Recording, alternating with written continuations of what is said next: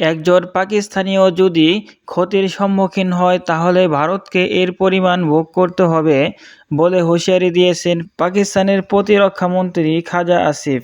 তিনি বলেন, যদি ভারত পাকিস্তানের মাটিতে কোনো অভিযান চালানোর কথা চিন্তা করে, এটা কোনো ভুল বোঝাবুঝির মাধ্যমে থাকা উচিত নয়। তাদেরকে ভারত এর পরিমাণ ভোগ করতে হবে।